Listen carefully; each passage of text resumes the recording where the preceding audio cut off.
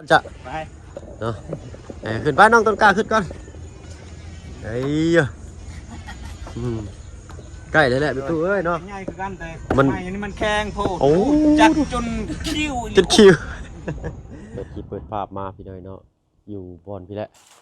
สั่งอุปกรณ์เนาะบ้านน้องต้นกล้าฉันพี่น้อยเนาะทำมาเพิ่งก็ไม่ได้ไปใช้พี่น้อยในวันนี้วนเวียนแต่ทางวันน้องต้นกล้าเพิ่นนี่ละเนาะโอ้ยสายส่งเพิ่นโคจากว่างเด้อวันนี้เด้อเนาะลงเชโปนนั่นก็มีทางน้องเพิ่นจัดให้เนาะ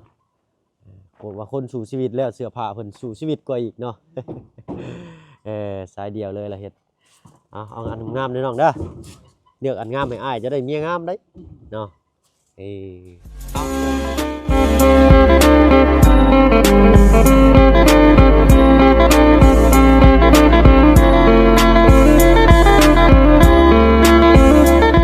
ถ่ายเด้อพี่น้องเด้อน้องกับทักทายสบายดี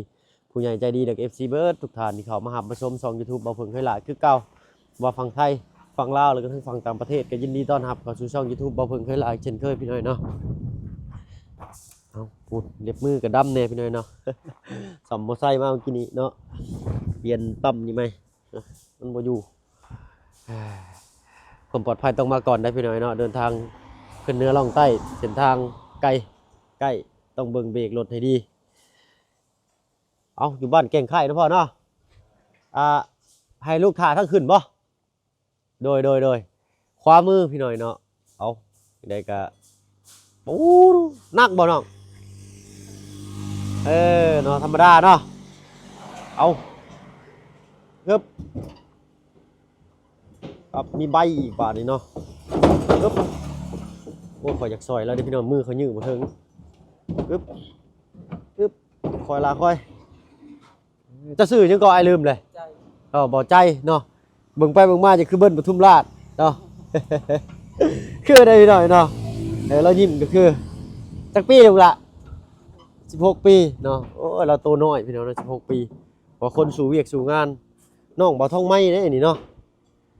น้องบ่ท่องไม้พี่น้อยนะเอาขาดใบอีกบาดเดี๋ยวลูกติ่งที่ท้าประชางพอดีพี่น้อยเนาะว่าไล่เฉลี่ยลูกติ่งนี่จักหมัดเนาะเอามาลุ้นเบิ่งพี่น้อยเนาะใส่ประตูหน้าต่างเข้าไปแล้วสิเป็นแนวใดเนาะสิสวยงามสำใดลองมาลุ้นกันเบิ่งเนาะอีก2 4 6 8บ้านโอ้โห6ตาเด้อพี่น้องเด้อเนาะเอาคุณพ่อมันจัดให้แบบงามๆเลยเนาะโตสีสแลกท่านี่คือสีงามบ่ให้เว้าเด้อพี่น้องน้ำเบิ่งเติมอีกก่อนเนาะลงสีสแลกจังปาดใส่เลยเป็นอะไรเนาะถ้าเกิดเฮาขึ้นไปใส่อยู่ทึ่งๆนั่นมันสิได้เปื้อนบ้านนะฮะต้องท่าอยู่ลุมก่อนเนาะเอาลุ้นเบิ่งไปด้วยกันพี่น้อยเนาะ2 4 6 8แผ่น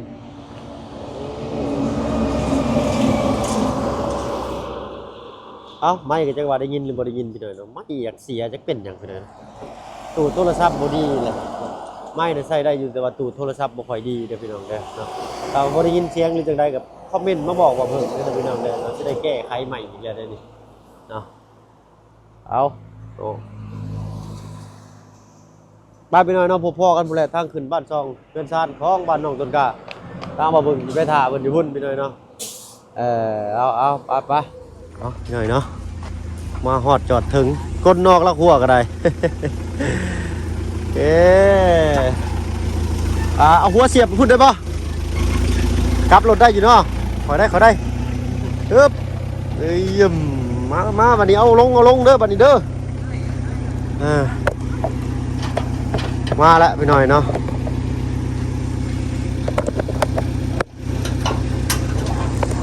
ชึบไม่ขอบ่ได้จำเป็นจักบัดนี้กันเด้อเนาะเอาไว้ใต้ตารางเลยเนาะมีแต่เอาไม้อันนั้นน้องต้นกล้าเอาไม้อันนั้นมาวาง2 เส้นเด้อแล้วเอาในห้องใส่ได้น้องเด้อเดี๋ยวไอ้จัดการกับไม้ไอ้ก่อน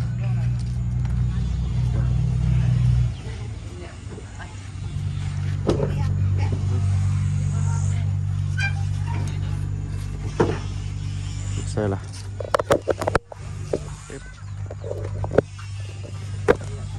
ไม้เขาบ่ได้ซ้ำบ่จับเอา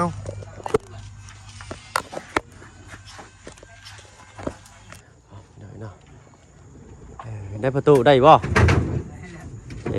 เนาะงามบ่อ้อบ่ งามแล้วนี่ เอาค่อยเด้อไม่กันจริงจำไปเลยโอ้ยเดี๋ยวกันได้แล้วบ่เนี่ย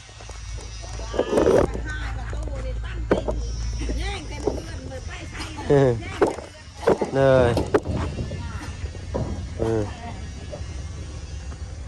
เอา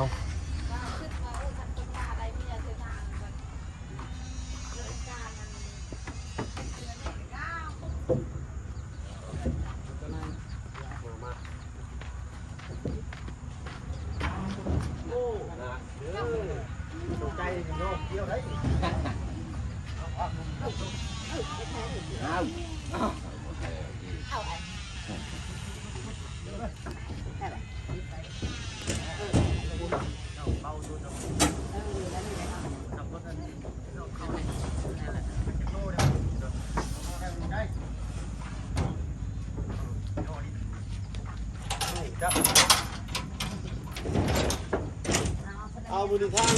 ก่อเป็นมาส่งให้ด้วยตัวเองเลยเนาะครับไปกินข้าวซอยข่อยว่าไม่บาดดิ มีพนักงาน ทั้งเป็นลงเวียกเพิ่นเนาะเอาไปกู้กันได้ให้น้องแจ้งเป็นย่อซอยข่อยก็ได้ต้องบุญย่อก็ได้นักได้นี่เนาะอะไรรุ่นนี้หายากซ้ำได้ มีแต่คนงามๆ ใช่ เราก็งามเกินตรงกา ช่างผมมาเบิ่งก่อนเอาได้บ่พ่อหอยดาวเลยเนาะอันนี้แรกเลยเก็บเอาเรือประตูไม้มันแล้วเก็บเอาไว้ แล้วก็ตัวนี้นะ นี่แรกไปแล้วไม้อีกแล้ว แล้วเราจะเก็บเขาตัวนี้ เลยเก็บก็เลยประตูนี่ได้เก็บเอาเอาหัวไปพุ่นเลยกันหอยดาวใหม่ได้เนาะถอนเนาะได้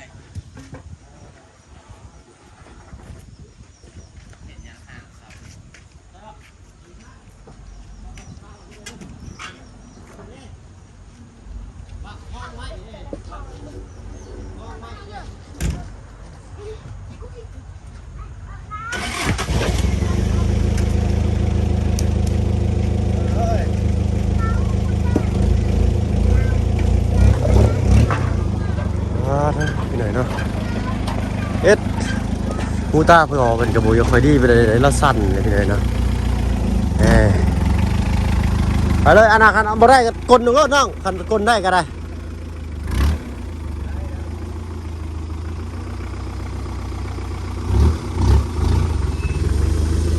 ฮึบ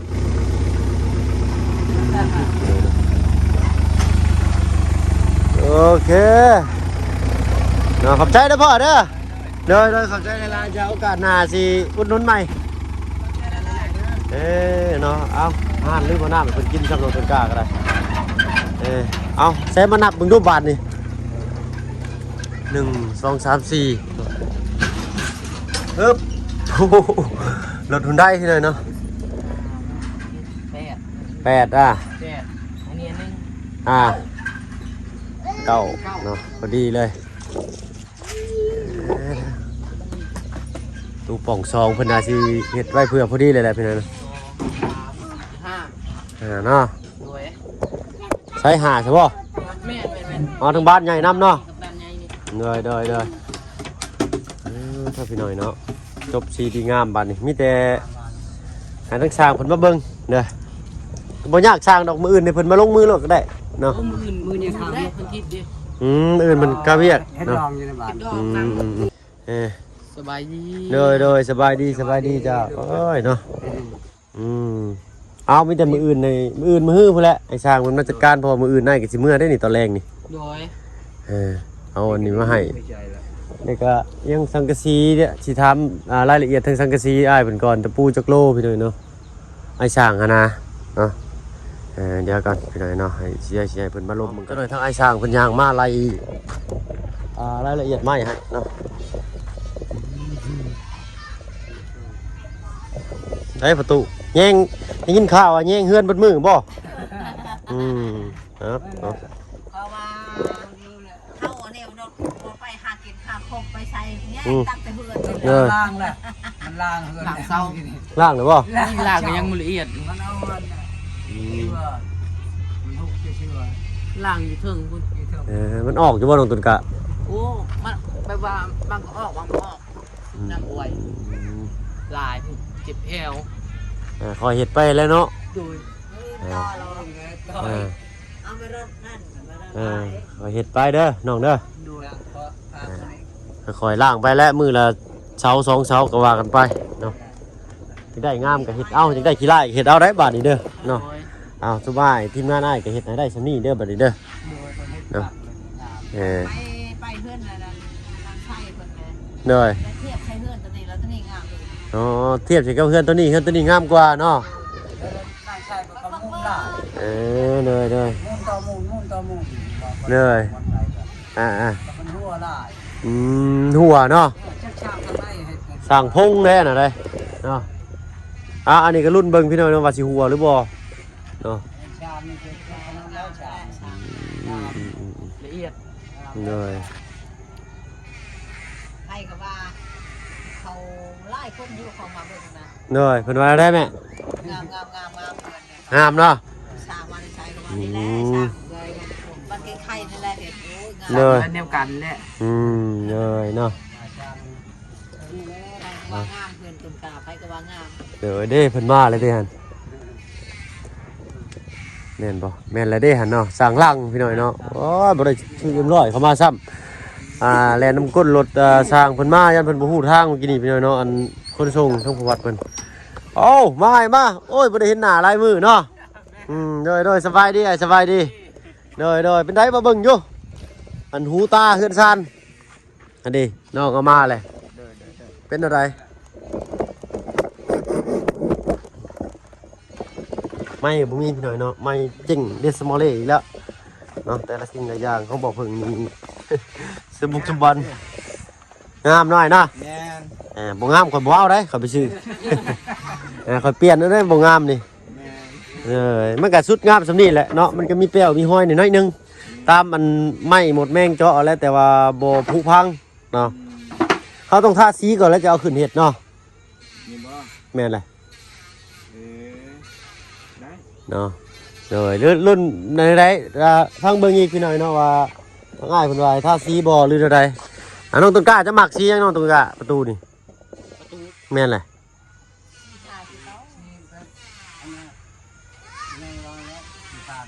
ชีฟ้า สีฟ้ามัน ชีฟ้า เลยสีฟ้า โชคเจ้า เอาสังหลังคากับสีฟ้าเนาะ แมนถ้าประตูนี่ก็เบิ้งก่อนเพราะว่า เอาสีขาวบ่มันสีสว่างเลยได้ สีขาวอะครับ สีขาวเนาะ โดย สีฟ้าเลยเป็นไงให้เราเจ้า ถ้าแต่วงนั่นมันบ่หรือว่าถ้าบ่ สีฟ้าผ่าน อ๋อผนังคันว่าหลังคาฟ้าเด้อเห็นความคิดเขาเด้ออะไรกันเนียมภาพเบิ่งนำกันพี่หน่อยเนาะหลังคาฟ้าบ้านจะเอาสีเทาบ่เอาสีแบบบ้านน้องชัยบ่ ลงใส่นะอังกะตาปางอยู่สีแดงบ่อยู่เทิงนั้นมันบ่สีแดงหรือว่าสีมันยังบ่ สีเทาบ่บ้านน้อง บ่ ต้น แม่นอันครึ่งนึงอันเด้ขึ้นเทิงอันเด้ จังว่าเด้อทางบ่เพิ่งบ่ได้สังเกตพี่หน่อยเนาะเดี๋ยวสิไปเบิ่งใหม่ เนาะสมมุติว่าเนาะเอาผ้าเป็นสีเทาขอบประตูเป็นสีขาวใบประตูเป็นสีฟ้าเป็นจังไดเข้าท่าอยู่บ่เนาะเอาสุดแล้วแต่ทางน้องเพิ่นเนาะแนวใดกันว่าแนวนั้น ประตูก็เอาสีขาวเลยสีขาวครับ เอาสีขาวเนาะ โดยสีขาวงาม ขอบอกบ้านมันได้ซะ บ้านนี่ สีหยังนี่ บ้านตั้งก็ สียังโมยังมาถามเพิ่น สีหยังก็ได้เลยสี อันนี้เพิ่นบ่วงแม่นบ่ แม่นวง อันนี้แหละบ้าน อันน่ะวงประตูอันนี้บ้านประตู เอิ้นผิดพี่หน่อยเนาะวงกบบ้านประตูเนาะบ้านหน้าต่างตรงเนาะน้อยไอ้น้องสั่งมาให้นี่เนาะทางอ้ายเพิ่นก็จัดแจงไว้เรียบร้อยแล้วพี่หน่อยเนาะถ้าว่ามันบ่ตรงบ่ได้เพิ่นก็ถอดออกย้ายใส่ให้ได้น้อยเดียวเนาะ โดย ทางอ้ายเพิ่น ตอกอันแน่นอันเบื้องนึงแต่เบื้องนึงมันธรรมดาอยู่ พองัดได้เนาะพอสูดพอเสียนได้ โดย ทางอ้ายเพิ่นก็อยู่ในระบบเนาะนี่วางแผนไว้เบิดเลยเนาะ โดย ทางอ้ายเพิ่นคิดไว้เรียบร้อยเลยแหละถ้าใส่เบอร์ถ้าเบิ่ง ใส่บ้านประตูบ้านหมุกบบัดนี่ คนอื่นนั่นอยากอันใส่ไม้เส้นน่ะก็ไปแทกเบิ่งวงอันนั้นขอสเต็ปมัน นั่นแหละ ไม่นั่นเด็กเดี๋ยวว่าเขาวางบนอยากใส่นั่นไปแทกเรียบก่อน เลย จึงใส่ไม้เส้นนะ อ๋อแทกหยัง แทกวงนี่ของลาวอันนั้นมันสิสำคัญหมด อ๋อจะไปแทกเรียบร้อยหรือยัง แทก อ๋อ เลยเด้ แทกมาแล้วเจ้าก็มาวางอันนี้เนาะ แม่น โอเคบัดนี้บ่ปัญหาแล้วบัดนี้ไม่ได้ขึ้นวงเลยเนาะ โดย โอเคแล้วก็ไม่ดิอ้ายลองไล่ราคามาให้น้องลองเบิ่งเด้อ โดย ไล่ได้บ่ลงค่ะ ไหลเลยเด้อ ความยาวความจักเม็ดจักอันนั้นใด จะทรงเบนแล้วเด้อ สังกะสีบ่ แม่น เห็นว่าพูดไปแล้วเป็นว่าอ้ายเพิ่นวาดมาละเอียดแล้วเนาะปัดลมยาว3 เมตร 95หนึ่งเนาะ395 1เซนเลยก็2 เมตร 9ไป209อีก1เซนแล้วก็272อีก1เนาะ แม่น โอเคเนาะเพราะว่าเพิ่นสิเฮ็ดมาเลยบ่ตัดเองนะเพิ่นตัดมาให้แล้วเอาเข้าประกบตอกเลยก็แป้นปัดลมนี่ก็สิเป็นเอาประกบปัดลมเนาะแป้นปัดลมนี่สิใส่เป็นไม้อันนี้ไหลไม้เลยเด้ออ้ายเด้อเดี๋ยวน้องจะสังกะสีมาให้แล้วอ้ายไหลไม้ให้น้องปืนอายุทธเนาะวันอันนี้บ่เป็นหยังพี่น้อยเนาะเอาซะนี่ก็ได้เดี๋ยวมื้ออื่นสิเบิ่งสังกะสีมาให้ถ้าว่าเพิ่นบ่ปิดได้เนาะอย่าคือกันในทางนี้เนาะว่าอาทิตย์ที่เพิ่นจะพักก็ได้พี่น้อยเนาะกสิทันอยู่วันนี้โอ้ยขอยสิได้เมื่อยก่อน มื้อนั้นนั่นสังกะสีนั่นยังบ่มีคันว่ามีวงกบยังไงเฮาจะเป็ดก่อนเลย อ๋อ หรือว่า โดย มีอันนั้นลูกติ้ง โดยลูกติงลูกติงเนาะพอดีน้องมาเห็นว่าเอ้าอ้ายเพิ่นเอากลางมันได้ขึ้นน้องต้นกล้าเอากลางมันได้อ้ายเพิ่นสิขึ้นนี่เนาะนักบ่ได้บ่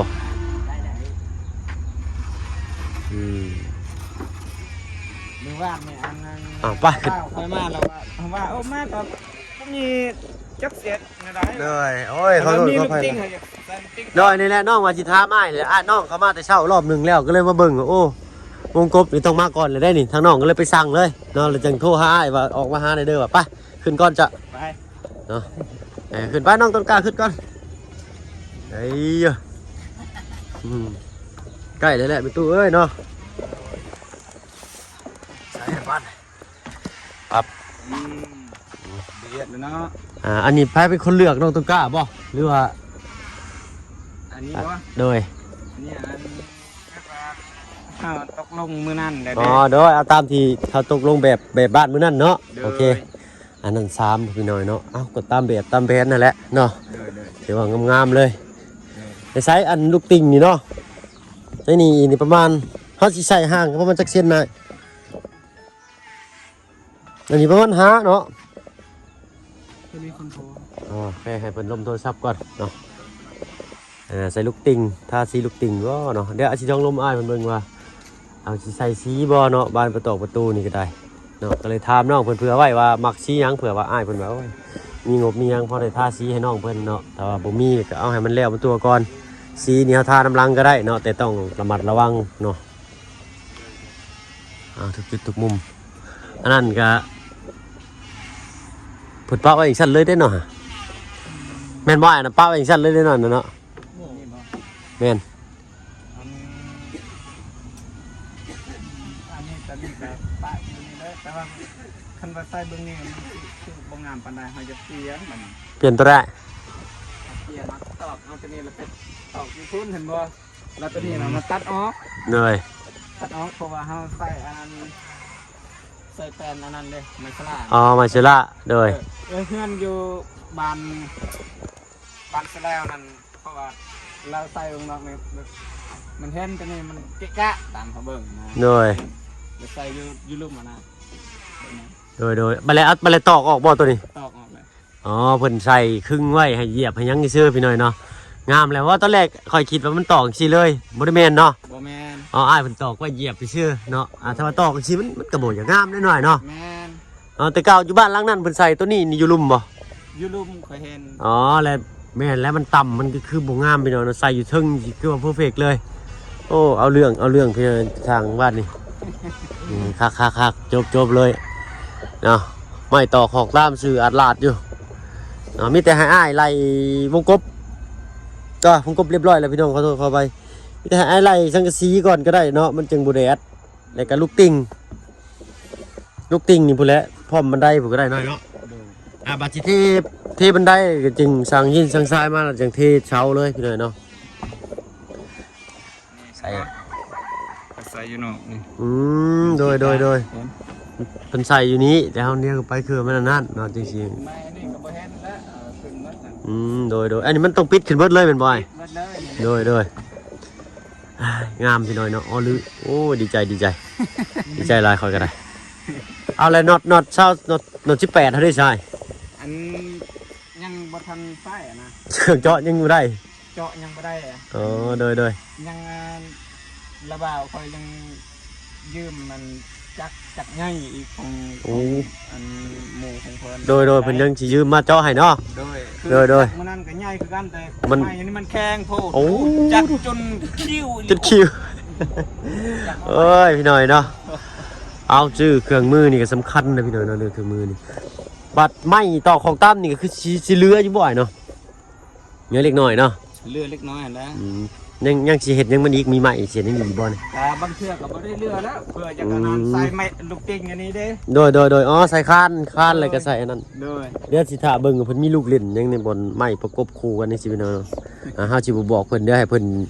ไว้เซอร์ไพรส์เฮาเองเนาะอันนี้บ่ปัญหาบัดไม้อันนี้เฮาสิว่าเห็นยังนี่คานมันได้คือมันได้บ่ ได้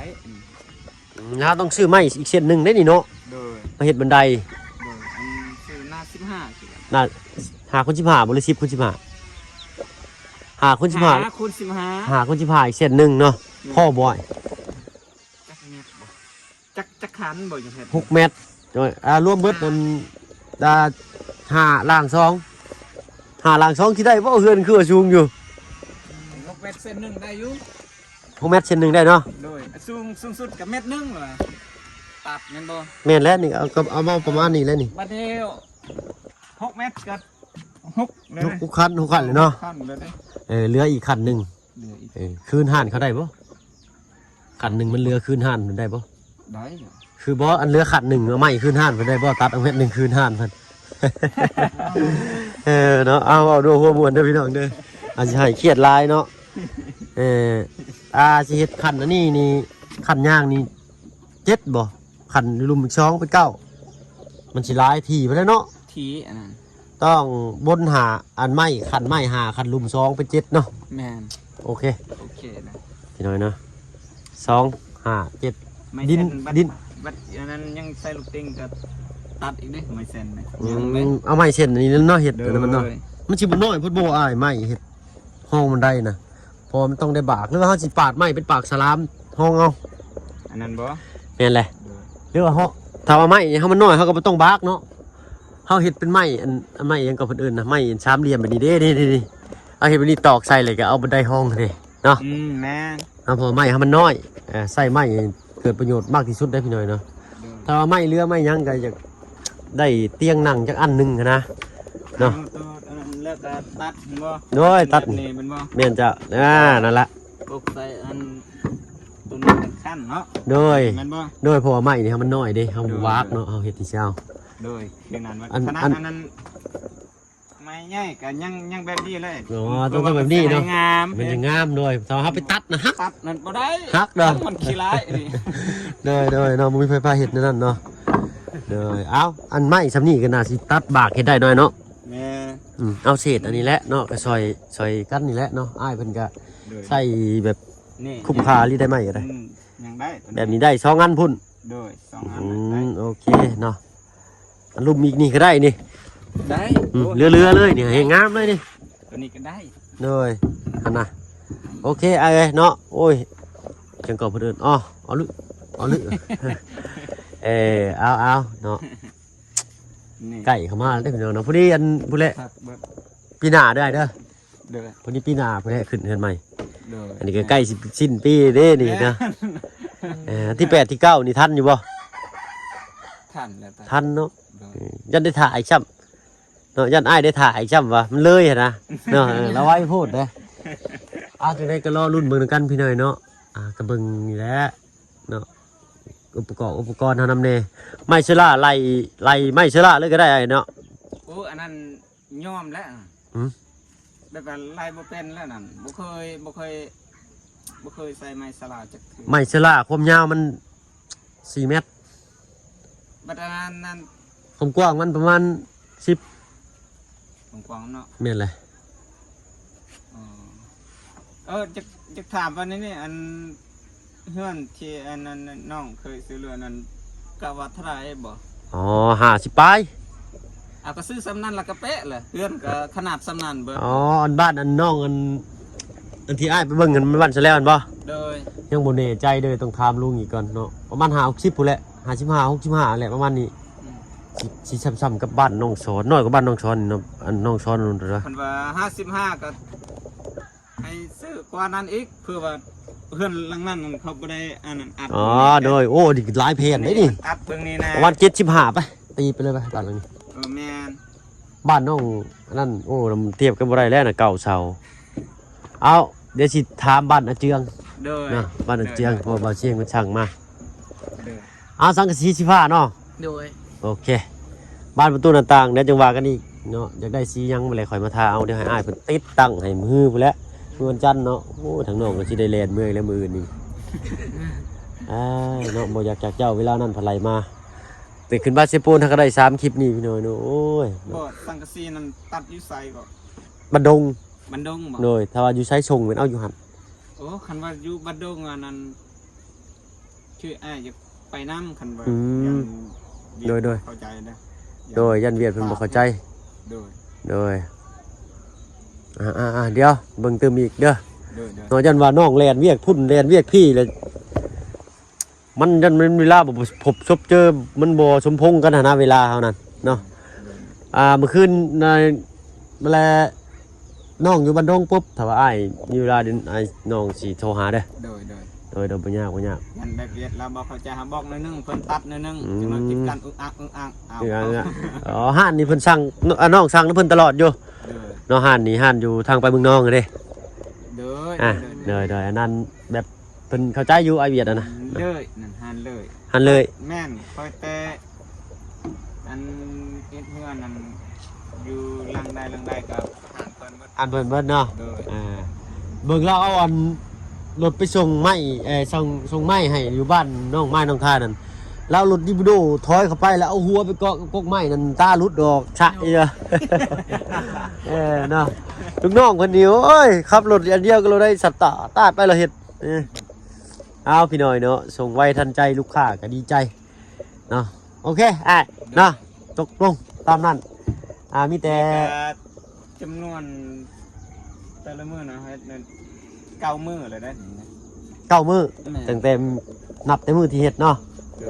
มื้อบ่ได้เฮ็ดเฮาก็บ่ได้นับ แม่นบ่ได้นับแล้ว โอเค9 มื้อพี่น้องเนาะโอ้ย9 มื้อได้สำนี้ถ้ามีอุปกรณ์ป้าดินหลังคาเพิ่นมุงแล้วเลยเด้อ่ะ แม่น เอาอันตะปูนี่ใช่ประมาณจักถุงจักโลตะปูหมวกยางเอาหมวกยางแบบดีเลยน้ำบัว เด็ดดีเลย มันสิมีมันก็แบบมันก็สิมีแบบหมวกยางนั่นแหล้วมีแต่แบบตอกหมวกยางแล้วน่ะก็ดีเลยฮะ ได้เลยมัน7-8 โลแล้ว จะเป็นโลเลยบ่ ดู ก็ได้คอยเฮ็ดบ้านน้องซ้อนมองหันจักโลว่ะอ๋อของน้ำมัน3 โลของน้ำประมาณ3 เมตร 4 เมตรนี่ก็อีก3 โลเลยเนาะ แม่น3 โลเลยดิ เพราะว่าเขาตอก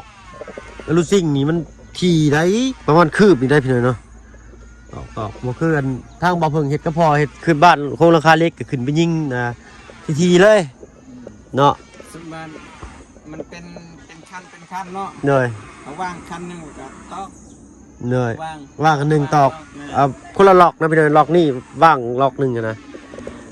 เพราะว่าโอ้เห็นทั้งลูซิ่งนี่แต่ว่าลมพัดมันดังต้องได้ถ้าว่ามันติงมามันก็จีกลมมาเฮงหื้อไปหมดนั่นแหละเนาะแล้วมีแต่หายอ้ายไล่ตามสายคาตัวสุดนั่นจิกถ้าว่าเป็นไปได้อยากใส่บัตถุกล่องก็ได้เนาะปกติมันได้เนาะเพราะว่าลมพัดมันจึงบริงืบเป็นปัดลมปิดลงข้างนั้นมันบ่ต้านลมมาได้ดอกพี่น้อยเนาะเพราะว่าบ้านหลังนี้เนาะแบบที่มานี่จะ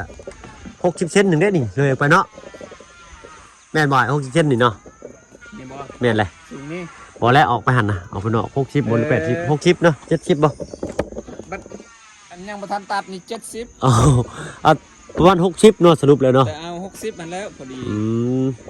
มันยาวโพดก็มันบ่งามเนาะ แม่นเลยเนาะโดย หรือว่าเอา60ป้ายกันแล้วแต่ เอา65ซะไปคนละครึ่งทางเนาะ โดย มี70เ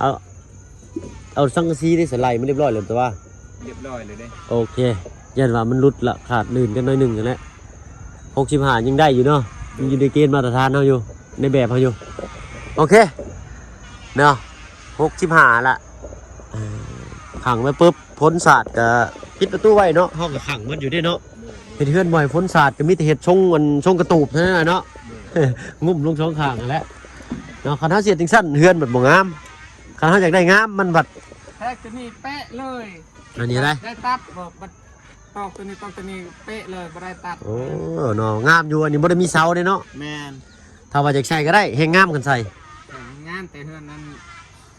เพิ่นอยู่เฮือนอยู่บ้านซะแล้วนั่นก็ โดย เขาบ่ได้ใส่ โดยเอา แต่มันสิบ่เป็นหยังเด้ บ่ติงเลยเนาะ บ่ติงเลย อ๋อขึ้นแขนก็ยังบ่ติงเนาะไม้นี่ก็ค้ำไม้นี่ก็ดึง แม่ เนาะ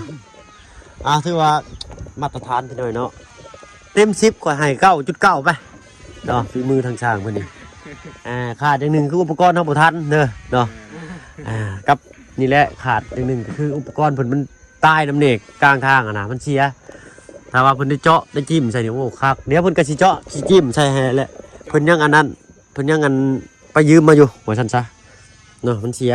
นี่แต่อันนี้ล้างแล้วเนาะตรงโน้นตรงกลางเนาะ โดย อ่านงามบ่บัดนี่ อู้งามแหละ งามเนาะเสร็จเอาเด้อจังได้งามจังได้ขี้ร้ายก็เฮ็ดเอาไรน้องเอ้ยเด้อ มีเพิ่งแบบโอ้บ่ฮอด เอาบ่ฮอดก็บ่เป็นหยังอันนั้นเนาะเสร็จเอาแต่ทำเต้าเทิงนั่นแหละเนาะ งามเลยเด้นี่ฮะ เสามันงามเสามันน่ะถ้าว่าเฮาเอาสีสแลกทามาลายไม้มันแตกสิได้ให้งาม แม่ แม่นว่า แม่ เฮาเอาสีสแลกมาทามันเงาเลยนี่มันเห็นลายไม้สิงามไม้นี่เนาะเพื่อไม้ลายไม้แตกที่ว่างามแหละเนาะนี่มันแตกลายจังซี่นี่เอาสีสแลกนะเนาะก็อื่นช่างก็แลกเกอร์ทาสีทาไม้เฮาสิได้สีผิวไม้เลยเนาะเอ้าสำหรับที่นี่ไปพี่น้อยเนาะว่าเวลาแยกกันห่างพ่อๆคลิปหน้าเนาะข่อยลืมว่าเจ้าส่งแบบสังกะสีให้เนาะ โดย โอ้ยเนาะยังค่อยคิดว่าเพิ่นส่งสเปคใหม่เนาะลืมมื้อนั้นยากเวียกแน่เนาะแล่นทั้งเฮือนลุงจันทร์นั่นเนาะเท่าพี่น้อยเนาะมื้อนี้ก็คือว่าสิแวะไปหาครอบครัวน้องไส้ไปกินทานน้ำเพิ่นจัก 40-50,000ก่อนเนาะน้ำเบาบุญคงเพิ่นบางเพิ่นคือสิบ่ได้ถ่ายดอกเพราะว่ามันพ่อแต่งานแบบนี้หลายเนาะมีแต่พ่อแต่แบบว่างานที่เท่านะงานโศกเศร้างานเสียอันสูญเสียญาติพี่น้องบ่อยากถ่ายแล้วพี่น้อยเนาะบ่อยากเศร้าหลายไปกว่านี้เอาไปพ่อคลิปหน้าเด้อ เนาะไปสบายดีจ้าโดยกับใจอ้ายเป็นหลายๆไอ้ลังพี่หน่อยเนาะสำหรับคลิปนี้ถ้าผมขอตัวลาลงแล้วพี่หน่อยเนาะพบกันคลิปหน้าสำหรับคลิปนี้อยู่ดีแม่งเบิดสุขทุกคนที่เข้ามาหามาชมช่อง YouTube บ่เพิ่งเคยลาคือเก่าไปแล้วพี่น้องสบายดีจ้า